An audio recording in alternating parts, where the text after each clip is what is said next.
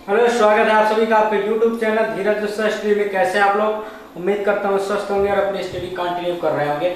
आज हम बात करते हैं पोषण पर कि पोषण क्या होता है। व्हाट इज न्यूट्रिशन, मतलब पोषण क्या होता है। देखिए, आप सभी लोग जानते हैं, मैं भी जानता हूँ कि किसी भी जीव को जीवित रहने के लिए उसे पोषण की आवश्यकता पड़ती है। पोषण का मतलब होता है जैसे कि किसी भी जीव को जीवित रहने के लिए किसकी भोजन खाना पड़ेगा ना, भोजन तो खाएगा।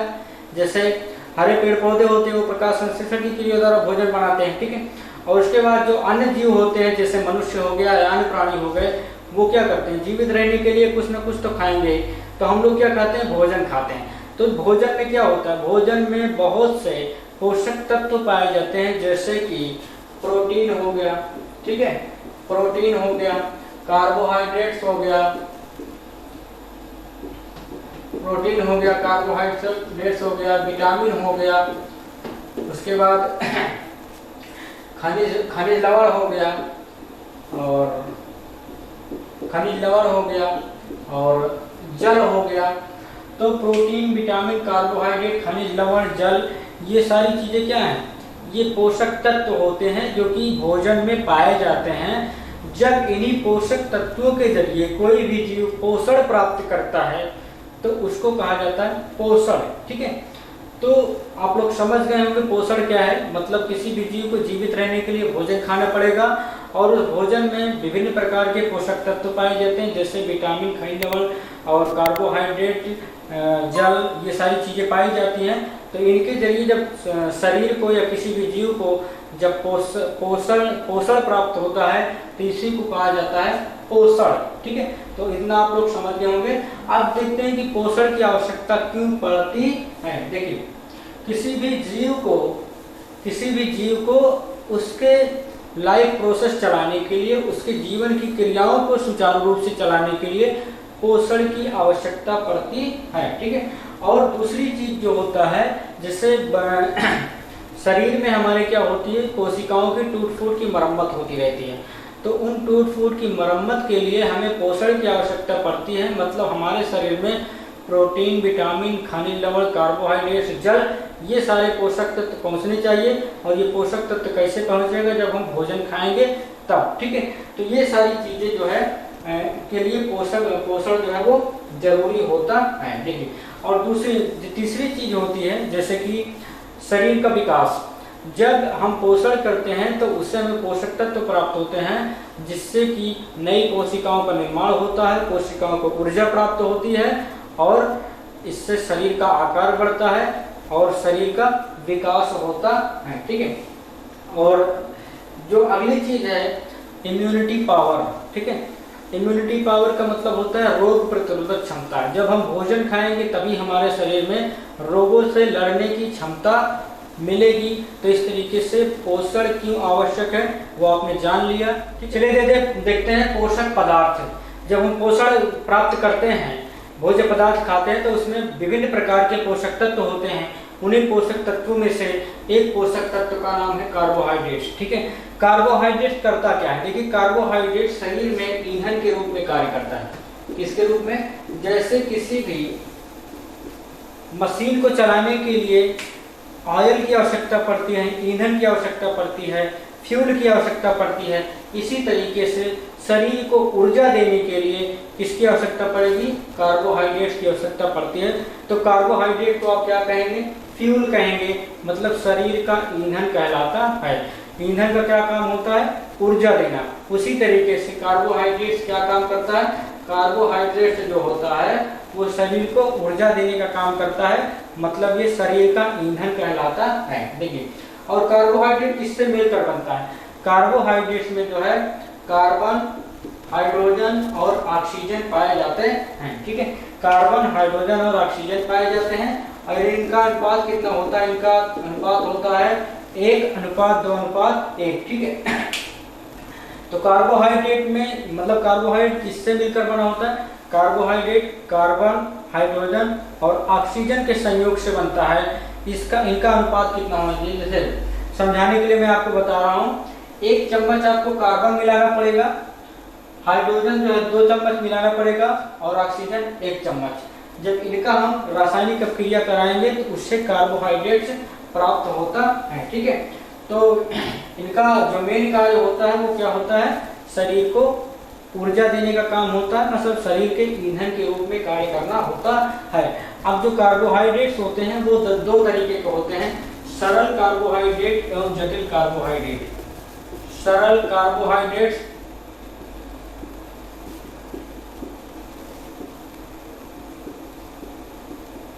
सरल कार्बोहाइड्रेट्स और दूसरा जो होता है उसका नाम है जटिल कार्बोहाइड्रेट्स।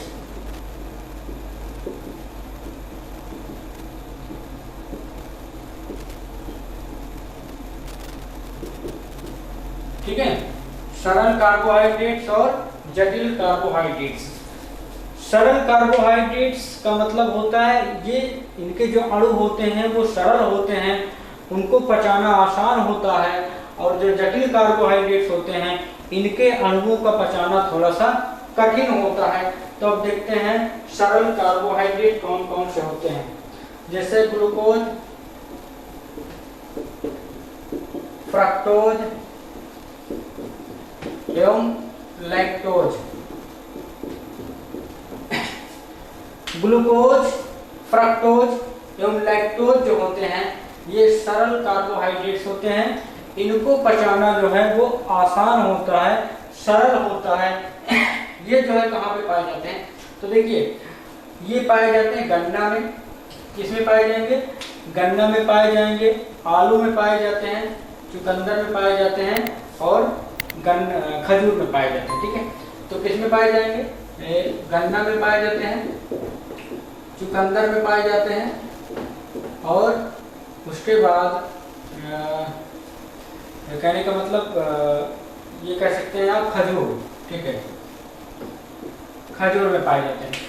तो जो सरल कार्बोहाइड्रेट्स होते हैं इनमें कौन कौन से होते हैं, ग्लूकोज, फ्रक्टोज एंड लैक्टोज। ठीक है, तो ये किसमें पाए, ग्लूकोज, गन्ना, चुकंदर और खजूर में जो है वो सरल कार्बोहाइड्रेट्स पाए जाते हैं। जो जटिल कार्बोहाइड्रेट्स होता है वो मेन रूप से होता है मंड, जिसको हम लोग क्या कहते हैं, स्टार्च कहते हैं। क्या कहते हैं, स्टार्च। जो जटिल कार्बोहाइड्रेट्स होता है वो मेनली क्या होता है, वो मंड होता है, स्टार्च होता है। और स्टार्च हम जानते हैं किसमें पाया जाता है, जैसे आलू में पाया गया, चावल में, जिसमें ज़्यादा कार्बोहाइड्रेट्स होता है। ठीक है, तो आलू में, चावल में और शकरकंद में, और अरुई जानते हैं ना आप लोग, अरुई, आलू, चावल और शकरकंद जिसको गंजी कहते हैं, और अरबी, इसमें जो है कार्बोहाइड्रेट्स ज़्यादा मात्रा में पाए जाते हैं। और वो कौन सा कार्बोहाइड्रेट्स होता है, वो जटिल वाला कार्बोहाइड्रेट्स होता है जिसका नाम है स्टार्च। ठीक है, तो चावल आप जब घर में पकाया जाता है तो उसमें देखिए कहते हैं माड़ निकला है। माड़, जब चावल पकता है तो उसमें एक लिक्विड तरल पदार्थ होता है गाढ़ा गाढ़ा, उसको मंड कहते हैं, वही होता है स्टार्च या मंड। तो ये किसमें पाया जाता है, आलू, चावल, शकरकंद, अरबी। इसलिए देखिए जब हम लोगों के यहाँ व्रत रहते हैं ना, जब व्रत रहते हैं तो आपने देखा होगा कि व्रत रहने वाला व्यक्ति क्या खाता है, आलू खाएगा या शकरकंद खा लेता है या अरबी खा लेता है, या एक और होता है साबूदाना। क्या होता है, साबूदाना। ठीक है, तो ये मतलब इतनी चीजें खाते क्यों हैं, जब कोई व्रत रहता है तो इतनी चीजें क्यों खाते हैं, इसलिए खाते हैं कि इनमें जो है स्टार्च पाया जाता है, मतलब कार्बोहाइड्रेट्स पाया जाता है। और कार्बोहाइड्रेट्स का काम होता है शरीर को ऊर्जा देना। जब आप व्रत रहते हैं तो अन्न नहीं खा सकते ना, भोजन नहीं खा सकते, तो शरीर में ऊर्जा की कमी हो जाएगी। तो उस ऊर्जा की कमी को पूरा करने के लिए हम लोग चावल तो नहीं खाते, आलू खाते हैं, शकरकंद, अरबी या साबूदाना खा लेते हैं, ताकि शरीर में ऊर्जा की कमी ना होने पाए, मतलब शरीर को ऊर्जा मिलती रहे।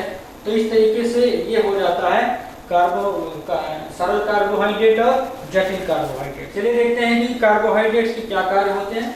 तो कार्बोहाइड्रेट्स जो होता है वो ईंधन के रूप में कार्य करता है। ठीक है, किसके रूप में, ईंधन के रूप में कार्य करता है। अब देखिए हरे पेड़ पौधे जो होते हैं उसमें ये स्टार्च के रूप में रहता है। हरे पेड़ पौधों में कैसे रहेगा, हरे पेड़ पौधों में ये किसके रूप में रहता है, स्टार्च, मतलब मंड के रूप में रहता है। हरे पेड़ पौधे में कार्बोहाइड्रेट किसके रूप में रहता है? मंड के रूप में, स्टार्च के रूप में रहता है। लेकिन ये जो जंतु होते हैं उसमें किसके रूप में रहता है? जंतुओं में जो है ग्लाइकोजन के रूप में रहता है। कैसे? ग्लाइकोजन, अभी मैं आपको बता रहा हूँ ग्लाइकोजन क्या होता है।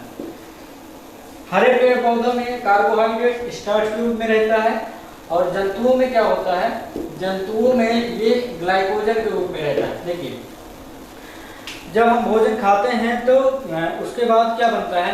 ग्लूकोज बन जाता है। ठीक है, शरीर में जाने के बाद ग्लूकोज, यही कार्बोहाइड्रेट जितना भी होता है। ठीक है, उसके बाद जो जितना शरीर को आवश्यकता होती है उतना ग्लूकोज जो है खून में चला जाता है और उससे कोशिकाओं तक पहुंचता है।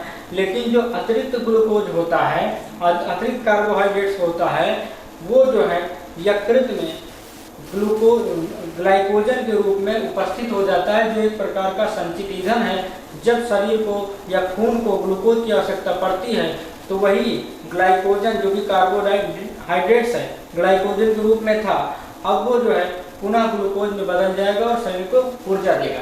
तो इस तरीके से हरे पेड़ पौधे में स्टार्च के रूप में रहता है और जंतुओं में ये ग्लाइकोजन के रूप में संचित रहता है, ताकि जरूरत पड़ने पर इसको पुनः ग्लूकोज में कन्वर्ट किया जा सके। ठीक है, और तीसरा जो इसका कार्य होता है वो होता है कोशिका कला तथा ऊतक कोशिकाओं का निर्माण करना। कोशिका कला एवं ऊतकों का निर्माण।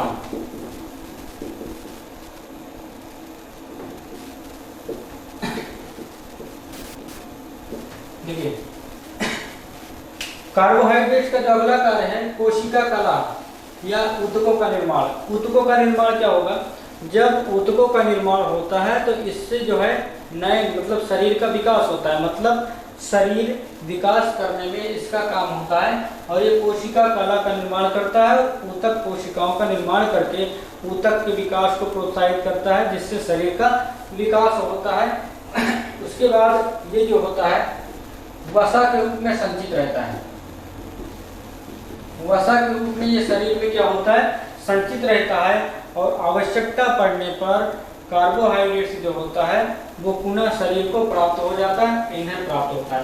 उसके बाद डीएनए एवं आरएनए आपने सुना होगा, डीएनए या आरएनए। डीएनए आरएनए ये भी एक प्रकार के कार्बोहाइड्रेट्स होते हैं। डीएनए का मतलब होता है यहाँ पे डीऑक्सी राइबोस शर्करा पाई जाती है, यहाँ पे राइबोस शर्करा पाई जाती है। तो शर्करा का मतलब क्या होता है? शर्करा कार्बोहाइड्रेट्स ही तो होता है। तो डीएनए में भी डीऑक्सी राइबोस शर्करा पाई जाती है और आरएनए में राइबोस शर्करा पाई जाती है। तो हम लोग जानते हैं डीएनए क्या होता है? डीएनए एक आनुवंशिक पदार्थ होता है जो कि संतानों में पितृ गुणों के, माता पिता के गुणों को ले जाने वाला वाहक होता है। मतलब डीएनए जो होता है वो आनुवंशिक गुणों को आने वाली पीढ़ी में ले जाने का कार्य करता है। और आरएनए का कार्य होता है ये प्रोटीन का निर्माण करता है। आरएनए क्या करता है? आरएनए जो होता है ये प्रोटीन का निर्माण करने का काम करता है। ठीक है, तो डीएनए आनुवंशिक गुणों को अगली पीढ़ी में ले जाएगा और आरएनए क्या करता है?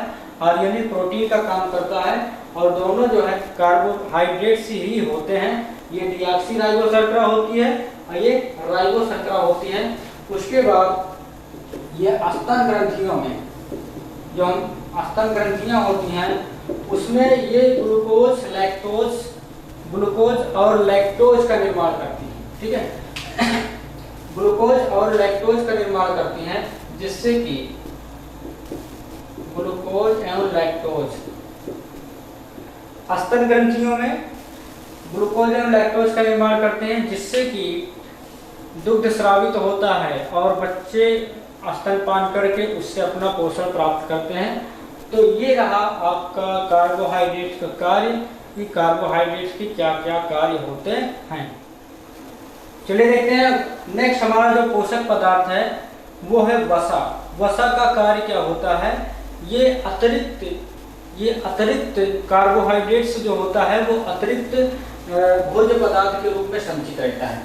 जो अतिरिक्त भोज्य पदार्थ होता है उसके रूप में वसा संचित होता है और ये ऊर्जा प्रदान करने का कार्य करता है।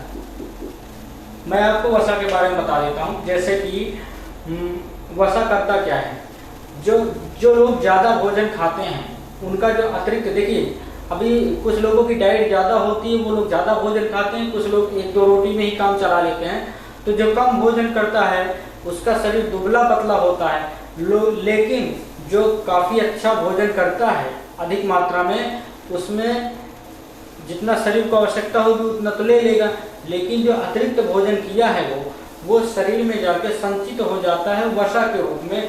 मतलब उससे क्या हो जाता है, व्यक्ति मोटा हो जाता है। ठीक है, तो आपने देखा होगा जो काफ़ी मोटे तगड़े तंदुरुस्त होते हैं, पेट और काफ़ी निकला होता है, वो क्या है, उनके शरीर में वो वसा होता है। ऐसे लोग यदि 3-4 दिन भी खाना ना खाएं या 1-आध हफ्ता तक खाना उनको बराबर मात्रा में ना मिले, तब भी उनके शरीर पर कोई प्रभाव नहीं पड़ेगा, उनकी ऊर्जा में किसी प्रकार का प्रभाव नहीं पड़ेगा। क्यों? क्योंकि उनके शरीर में जो संचित भोज्य पदार्थ है वो वसा ही तो है, और जब आवश्यकता पड़ी वसा का, जब कार्बोहाइड्रेट की आवश्यकता पड़ी, तो वही जो वसा जमी हुई है शरीर में उसके, जो मांस के रूप में है, वही पुनः कार्बोहाइड्रेट में परिवर्तित हो जाती है और उसको जो है ऊर्जा प्राप्त हो जाती है। तो इसलिए मोटे ताजे लोगों को 2-4 दिन भोजन ना भी खाएं या कम मात्रा में खाएं, तब भी उनमें ऊर्जा की कमी नहीं होने पाती है, क्योंकि उनमें जो है वसा के रूप में भोज्य पदार्थ जो है वो संचित रहता है। वसा का कार्य क्या होता है, ये ताप नियंत्रण का कार्य करता है।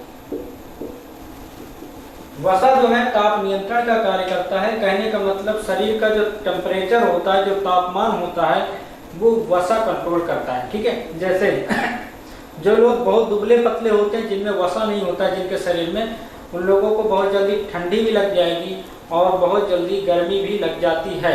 मतलब उनके शरीर में वसा नहीं है, मसल्स नहीं है, जिसकी वजह से वो टेम्परेचर कंट्रोल नहीं कर पा रही हैं। और ये क्या करता है, कोसा निर्माण का कार्य करता है। कोसा निर्माण का कार्य करेगा तो शरीर का विकास होता है। कोसा निर्माण का कार्य करने से क्या होता है, शरीर का विकास होता है। उसके बाद ये शरीर को क्या करता है, आकृति प्रदान करता है, एक शेप देता है, शेप। देखिए जिसका शरीर भरा पूरा मांसपेशियों से भरा होता है, उसके शरीर का एक आकार मिलता है। नहीं तो जानते हो क्या होता है, गाल गड्ढे हो जाएंगे, हड्डी दिखने लगेगा, यहाँ का ढांचा दिखने लगेगा, पसलियाँ दिखने लगती हैं, पूरा गाल गड्ढा हो जाता है, यहाँ की हड्डियाँ, यहाँ की हड्डियाँ सब दिखने लगती हैं। तो क्या है, वो ढांचा सही से नहीं मिल पा रहा है, क्योंकि वसा नहीं है शरीर में। और जब वसा होता है, जिसके बढ़िया गाल और निकले होते हैं, यहाँ का हड्डियाँ मुंधी हुई होती हैं, ढकी हुई होती हैं, बढ़िया मांस चढ़ा होता है, तो इससे शरीर को एक शेप मिलता है और शरीर सुंदर दिखता है। ठीक है, तो इस तरीके से वसा क्या करता है, वसा ऊर्जा प्रदान करता है, वसा ताप नियंत्रण का कार्य करता है, पोषक कला का निर्माण करता है और शरीर को एक शेप देता है, एक आकृति प्रदान करता है। ठीक है, अब ये वसा बनता किससे, देखिए जिस प्रकार से कार्बोहाइड्रेट से जो होता है, कार्बन हाइड्रोजन ऑक्सीजन से मिलकर बना होता है, उसी तरह ये भी कार्बन हाइड्रोजन एवं ऑक्सीजन, कार्बन हाइड्रोजन एवं ऑक्सीजन से मिलकर बना होता है। लेकिन इनमें डिफरेंस, कार्बोहाइड्रेट्स में और वसा में डिफरेंस ये होता है कि इसमें जो है ऑक्सीजन की कमी होती है, इसमें ऑक्सीजन जो है वो कम मात्रा में पाया जाता है, जबकि कार्बोहाइड्रेट्स में ऑक्सीजन ज़्यादा मात्रा में पाया जाता है। तो ये हो जाता है वसा का निर्माण करने वाले अवयव। तो यदि आपसे कोई पूछे कि वसा किन किन अवयवों से मिलकर बनता है, तो आप बताएंगे कार्बन हाइड्रोजन एवं ऑक्सीजन से मिलकर बनता है। लेकिन कार्बोहाइड्रेट्स की अपेक्षा वसा में ऑक्सीजन की मात्रा कम होती है। ठीक है, अब ये किसमें पाया जाता है, देखिए वसा किन किन भोज्य पदार्थों में पाया जाता है। जितने भी दूध के प्रोडक्ट होते हैं, जैसे दूध में वसा पाया जाता है, मक्खन में पाया जाता है, पनीर में पाया जाता है, घी में पाया जाता है, ये तो हो गए जंतुओं से प्राप्त होने वाले वसा। ठीक है, अब पेड़ पौधों से प्राप्त होने वाले वसा कैसे हैं, जैसे वनस्पतियों से प्राप्त होने वाले वसा, मूंगफली हो गया, नारियल हो गया, और इसी तरीके की जो अन्य वनस्पतियां हैं जिनका कि सोयाबीन हो गया, जिससे तेल बनता है, ठीक है। तो ये सारी जितनी वसाएं हैं वो वनस्पतियों से प्राप्त होती हैं। और वसा के कार्य देख लेते हैं कि वसा का क्या कार्य है, ठीक है। तो वसा के कार्य जब देखते हैं तो ये ऊर्जा उत्पादन का मेन सोर्स होता है। क्या करता है? ऊर्जा उत्पादन करता है।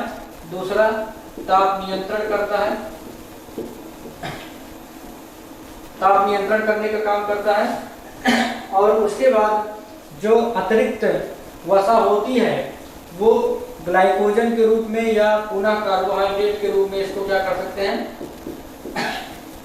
कार्बोहाइड्रेट के रूप में इसको पुनः परिवर्तित करके ऊर्जा प्राप्त कर सकते हैं। और दूसरा, और जो इसका अगला कार्य होता है, देखिए दो तरीके के विटामिन होते हैं, एक जल में घुलनशील विटामिन होते हैं और दूसरे होते हैं वसा में घुलनशील विटामिन। तो जल में घुलनशील विटामिन होते हैं बी और सी, लेकिन जो ए, डी, ई के विटामिन होते हैं ये वसा में घुलनशील होते हैं। कहने का मतलब ये विटामिन के विलायक के रूप में कार्य करता है। मतलब विटामिन ए, डी, ई और के ये विटामिन जो होते हैं वसा में घुले हुए होते हैं। तो इस तरीके के ये काम करता है, ठीक है। तो ये रहा आपका वसा वाला।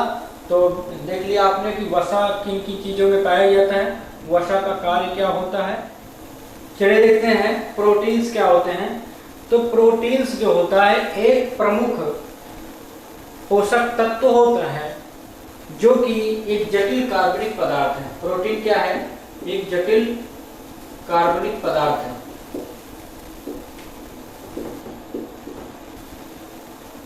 इसका जो मेन काम होता है वो जीव द्रव्य का निर्माण करने का होता है।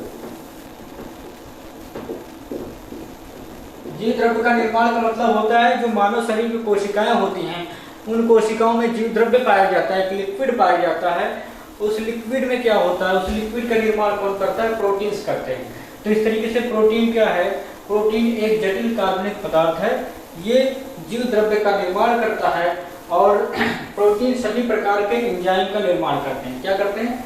सभी प्रकार के जो एंजाइम्स होते हैं, सभी प्रकार के एंजाइम्स का निर्माण कौन करता है? प्रोटीन करता है, ठीक है। अब इन प्रोटीन्स का कार्य क्या होता है? तो ये प्रोटीन्स जो होते हैं शरीर की टूट फूट की मरम्मत करते हैं और इसको क्या कहा जाता है? अब इसको एक चीज और बोल सकते हैं, इसको बॉडी बिल्डिंग फूड भी कहा जाता है। बॉडी बिल्डिंग फूड, प्रोटीन को बॉडी बिल्डिंग फूड कहा जाता है। देखिए जब कोई भी जिम करने जाता है, कोई भी व्यक्ति जब जिम करने जाता है तो उसको वहां पर प्रोटीन्स लेने की, प्रोटीन सप्लीमेंट लेने की सलाह दी जाती है। क्यों सलाह ली जाती है? क्योंकि जब हम एक्सरसाइज करते हैं तो उससे हमारी शरीर की कोशिकाएं टूटती हैं, तो उनके मरम्मत के लिए और उनके विकास के लिए और कोशिकाओं के जीव द्रव्य के निर्माण के लिए प्रोटीन की आवश्यकता पड़ती है। इसलिए इसको बॉडी बिल्डिंग फूड कहा जाता है। ये जटिल कार्बनिक पदार्थ है और सभी जो एंजाइम्स, जितने भी एंजाइम्स होते हैं वो प्रोटीन से मिलकर बनते हैं, ठीक है। अब हम देखते हैं कि प्रोटीन्स जो है वो किन किन तत्वों से मिलकर बनते हैं, ठीक है। तो प्रोटीन जो होता है वो कार्बन, ठीक है, कार्बन, हाइड्रोजन, ऑक्सीजन एवं नाइट्रोजन से मिलकर बना होता है। देखिए अभी तक वसा जो था और जो कार्बोहाइड्रेट था वो कार्बन, हाइड्रोजन, ऑक्सीजन से मिलकर बने होते थे, लेकिन जो प्रोटीन से होता है, प्रोटीन में नाइट्रोजन भी पाया जाता है। प्रोटीन में क्या मिल गया?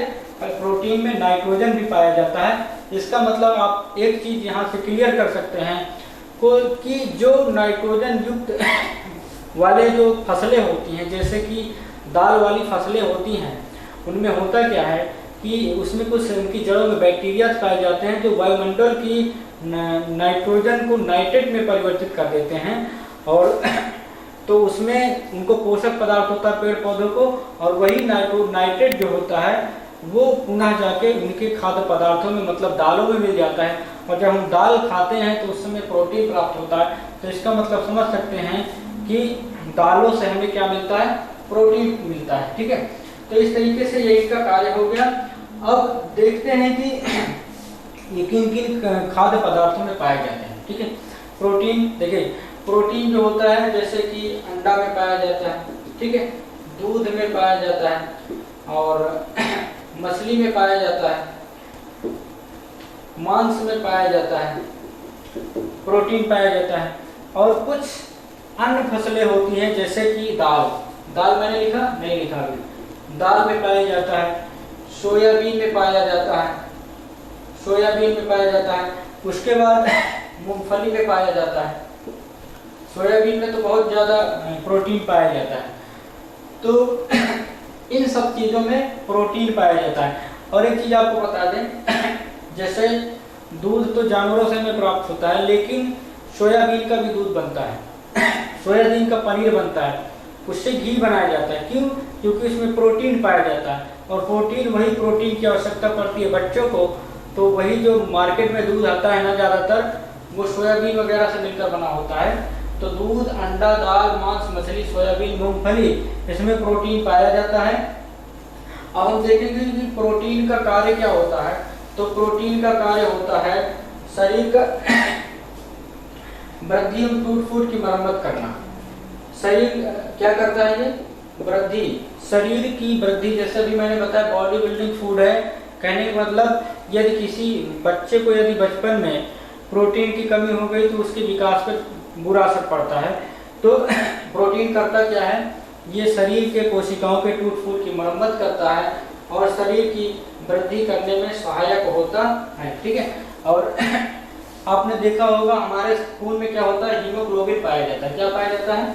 हीमोग्लोबिन पाया जाता है। और हीमोग्लोबिन जो होता है ये भी एक प्रोटीन होता है। हीमोग्लोबिन एक प्रोटीन होता है जो कि ऑक्सीजन जो है वो शरीर के समस्त कोशिकाओं तक पहुंचाने का कार्य करता है।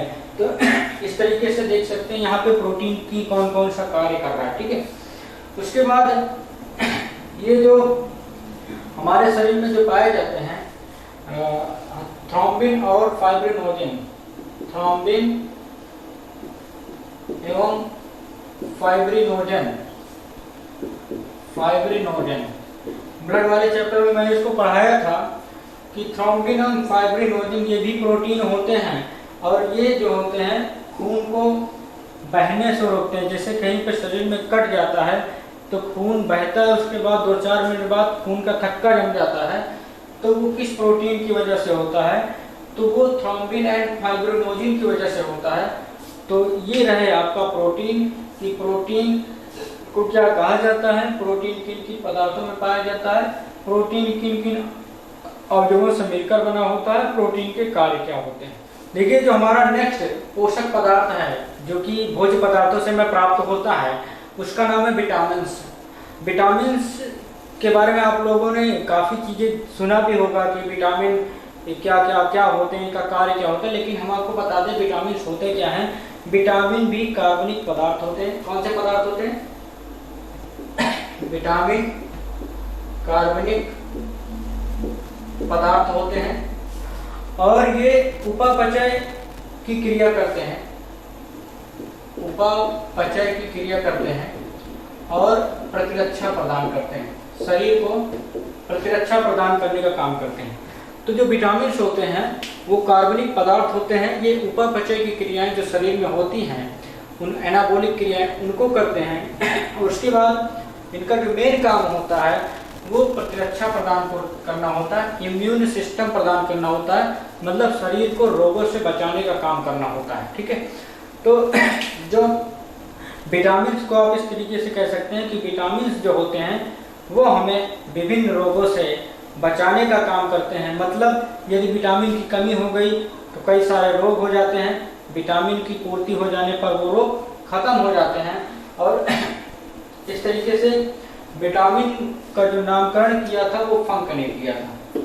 विटामिन का जो नामकरण किया था वो किसने किया था? फंक ने किया था।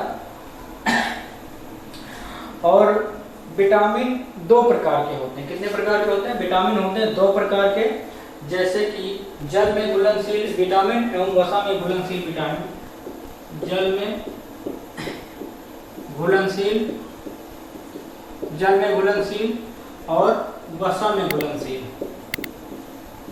वसा में घुलनशील विटामिन। देखिए जो जल में घुलनशील विटामिन होते हैं उनका नाम है विटामिन बी और सी। विटामिन बी और जो सी होते हैं ये जल में घुलनशील विटामिन हैं, और वसा में घुलनशील विटामिन होते हैं ए, डी, ई और के। ठीक है, तो जल में घुलनशील विटामिन बी और सी, वसा में घुलनशील मतलब विटामिन ए, डी, ई, के, 2 प्रकार के विटामिन हो गए। अब इनके बारे में हम डिटेल में बात करते हैं कि विटामिन बी जो है वो कितने प्रकार की होती है। ठीक है, तो विटामिन बी जो है, विटामिन B1 होता है जिसको थायमिन बोलते हैं, थायमिन बोलते हैं। विटामिन B2 को कहते हैं राइबोफ्लेविन कहते हैं, राइबोफ्लेविन।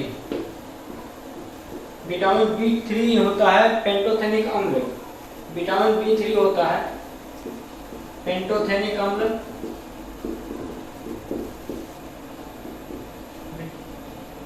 पेंटोथेनिक अम्ल। विटामिन B5 जो होता है उसको कहा जाता है निकोटिनिक अम्ल, निकोटिनिक अम्ल। विटामिन 5 निकोटिनिक अम्ल हो गया। विटामिन B6 हो जाता है पायरिडॉक्सिन, इसको कहते हैं पायरिडॉक्सिन। ठीक है, विटामिन B6 को पायरिडॉक्सिन बोला जाता है। विटामिन B12 होता है साइनोकोबालेमिन, विटामिन B12 होता है साइनोकोबालेमिन, कोबालेमिन। तो इस तरीके की हमारे विटामिन बी वाले हो गए। विटामिन B1 का जो रासायनिक नाम है वो है थायमिन। विटामिन B2 को राइबोफ्लेविन बोला जाता है। विटामिन B3 को पेंटोथेनिक अम्ल बोला जाता है। विटामिन B5 को निकोटिनिक अम्ल बोला जाता है। विटामिन B6 को पायरिडॉक्सिन बोला जाता है। विटामिन 12 को बोला जाता है साइनोकोबालेमिन बोला जाता है। उसके बाद ये हमारा विटामिन बी हो गया। फिर उसके बाद विटामिन ए हो जाता है, बी और सी, डी, ई, के, इस तरीके के ये विटामिन हमारे हो जाते हैं। एक दिन अगले वीडियो जब हम बनाएंगे तो उसमें पूरा डिटेल में बताएंगे कि ये विटामिन का रासायनिक नाम क्या है और इनकी कमी से कौन सा रोग हो जाता है और इनकी पूर्ति से कौन से रोग दूर हो जाते हैं।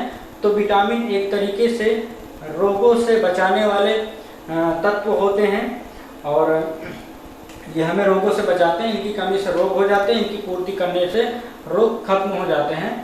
विटामिन जो होते हैं वो शरीर को मोटा नहीं बनाते हैं, शरीर को स्ट्रांग नहीं बनाते हैं, बल्कि ये हमें रोगों से बचाने का काम करते हैं। तो इस तरीके से विटामिन का ये काम हो गया। अब हम देखते हैं कि जल क्या होते हैं, खनिज लवण। ये भी हमारे भोज्य पदार्थ में पाए जाने वाले तत्व होते हैं। जल, जो जल होता है हमारे शरीर का लगभग 45 से 50%, कितना 45 से 80%, 45 से 80% भाग जो होता है वो जल होता है। हमारे शरीर का पूरे वजन का जो 45 से 80% होता है वो जल होता है। कैसे जल होता है देखिए, खून में जल होता है, मांसपेशियों में जल होता है, त्वचा में नमी किस वजह से होती है, जल की वजह से होती है। और मतलब जितनी भी हमारा शरीर का अगर पानी सूख जाए तो हमारा शरीर सूख जाएगा, हमारे शरीर की कोशिकाएं मर जाएंगी। कहने का मतलब हमारे शरीर में 45 से 80% क्या है वो जल है। वो जल चाहे जिस रूप में हो लेकिन वो जल ही है। ठीक है, जल जो होता है वो जीव द्रव्य का मुख्य भाग होता है। जल जो होता है जीव द्रव्य का मुख्य भाग होता है। कैसे? जो हमारी कोशिकाएं होती हैं उसमें जीव द्रव्य पाया जाता है और वो जो जीव द्रव्य होता है वही जीवन का आधार होता है, उसी से इंसान जीवित रहता है। यदि जीव द्रव्य सूख जाए, मतलब जल सूख जाए, तो जीव द्रव्य मर जाएगा और इंसान डेड हो जाएगा। ठीक है, तो इस तरीके से जल हमारे जीवन के लिए कितना ज़्यादा महत्वपूर्ण है वो आप इन सभी चीज़ों को समझ सकते हैं, जानकर समझ जाएंगे। ठीक है, और जो जल होता है वो यूनिवर्सल सॉल्वेंट है। यूनिवर्सल सॉल्वेंट, यूनिवर्सल सॉल्वेंट कहने का मतलब, यूनिवर्सल सॉल्वेंट का मतलब होता है जल जो है वो समस्त शरीर की क्रियाओं में भाग लेता है। जैसे खून होता है, खून भी जल ही है, तो ये क्या करता है, हार्मोन्स को और पोषक पदार्थों को शरीर के समस्त अंगों तक पहुंचाने का काम करता है, ठीक है। और शरीर में जितनी भी चीज़ें हैं उन सभी क्रियाओं में जल जो है वो भाग लेता है। मतलब जितनी भी शारीरिक क्रियाएं होती हैं शरीर के अंदर, उनमें जल जो है वो महत्वपूर्ण भूमिका निभाता है। और ये करता क्या है, ये ताप नियंत्रण का भी कार्य करता है। जो जल होता है वो हमारे शरीर के टेम्परेचर को भी कंट्रोल करता है, नियंत्रण में रखता है कि शरीर का, देखिए गर्मी में क्या होता है, बहुत ज़्यादा पानी की आवश्यकता क्यों शरीर को लगती है, वो शरीर के तापमान को बनाए रखने के लिए और शरीर की उपापचय क्रियाओं को करने के लिए जल की डिमांड जो है शरीर करता है, इसलिए हमें प्यास लगती है, ठीक है। तो इस तरीके से जल ये काम करता है। अब जितनी भी स्थानांतरण का कार्य होता है, स्थानांतरण का मतलब सर्कुलेशन सिस्टम जो हमारे बॉडी का होता है, हमारे शरीर में जो खून सभी अंगों तक प्रवाहित हो रहा है, जो हार्मोन्स जा रहे हैं और जितनी भी सर्कुलेशन वाली चीज़ें होती हैं हमारे शरीर में, वो सब जल की वजह से होती हैं। तो जल बहुत ज़्यादा महत्वपूर्ण है जीवन के लिए, और कहा भी गया है कि जल ही जीवन है, जल ना हो तो जीवन नहीं हो सकता है। अब हम बात करते हैं खनिज लवण की, ठीक है। तो हमारे शरीर के वजन का 4 से 5% जो होते हैं वो होते हैं खनिज लवण, मतलब मिनरल साल्ट। 4 से 5% शरीर में 4 से 5% जो होता है वो होता है खनिज लवण। और खनिज लवण हम जानते हैं कि कितना ज़्यादा महत्वपूर्ण होता है। जैसे कि कैल्शियम और फास्फोरस आपने सुना होगा, कैल्शियम और फास्फोरस, ठीक है। तो कैल्शियम और फास्फोरस क्या है, कैल्शियम फास्फोरस जो होते हैं वो खनिज लवण है। कैल्शियम एंड फास्फोरस ये क्या है, कैल्शियम फास्फोरस मिनरल साल्ट होते हैं जो कि दांतों और हड्डियों के निर्माण में पूरी की पूरी भूमिका निभाते हैं। किसके निर्माण में, दांत एवं हड्डी, दांतों और हड्डियों के निर्माण में ये पूरी भूमिका निभाते हैं। मतलब दांतों और हड्डियों का जो निर्माण होता है वो कैल्शियम और फास्फोरस की वजह से होता है, ठीक है। और जो दूसरा होता है हीमोग्लोबिन। हीमोग्लोबिन आपने सुना होगा, खून में पाया जाता है हीमोग्लोबिन। हीमोग्लोबिन क्या होता है, हीमोग्लोबिन लोहा की वजह से होता है। आयरन पाया जाता है ना, आयरन की कमी हो जाने से खून की कमी हो जाती है, मतलब हीमोग्लोबिन की कमी हो जाती है। तो ये हीमोग्लोबिन किसकी वजह से बनता है, हीमोग्लोबिन आयरन की वजह से बनता है। और आयरन एक लोहा होता है, मतलब एक खनिज होता है। तो इस तरीके से आप समझ सकते हैं कि खनिज लवण का भी शरीर में एक महत्वपूर्ण हिस्सा होता है, ठीक है। और थायराइड ग्रंथि हमारी होती है, यहाँ पर थायराइड ग्रंथि से थायरॉक्सिन हार्मोन निकलता है। क्या था, थायरॉक्सिन हार्मोन निकलता है। और ये थायरॉक्सिन हार्मोन किसकी वजह से निकलता है, आयोडीन की वजह से। आयोडीन की वजह से थायरॉक्सिन हार्मोन निकलता है। यदि शरीर में आयोडीन की कमी हो जाती है तो थायरॉक्सिन हार्मोन कम मात्रा में स्रावित होता है, जिससे घेंघा रोग हो जाता है, ठीक है। तो इस तरीके से आप समझ सकते हैं कि खनिज लवण का हमारे शरीर में कितना ज़्यादा महत्व होता है। तो इस तरीके से आज के इस वीडियो में आपका जितने भी पोषण क्या है और पोषक पदार्थ कौन कौन से होते हैं वो सारी चीज़ें डिटेल में हो गई। तो आपको प्लीज़ आपसे इतना ही रिक्वेस्ट है, मैं इतनी मेहनत करता हूँ आपके लिए, तो आपसे मैं कुछ नहीं मांग रहा हूँ, सिर्फ इतना मांग रहा हूँ कि यदि आपने चैनल को सब्सक्राइब नहीं किया तो प्लीज़ सब्सक्राइब करके बेल आइकन प्रेस कर लें, ताकि आपको इसी तरीके की लेटेस्ट वीडियोज़ मिलती रहें और आप अपने ज्ञान को बढ़ाते रहें। वीडियो को पूरा देखेंगे तभी पूरा जानकारी आप हासिल कर पाएंगे, इसलिए पूरा देखें। वीडियो को अधिक से अधिक शेयर करें ताकि ज़्यादा से ज़्यादा बच्चों का इस लॉकडाउन में फ़ायदा हो सके। लाइक अवश्य कर दिया करें और कमेंट्स करके बताएं कि वीडियो कैसा लगा। मिलेंगे अगले वीडियो में, तब तक के लिए जय हिंद।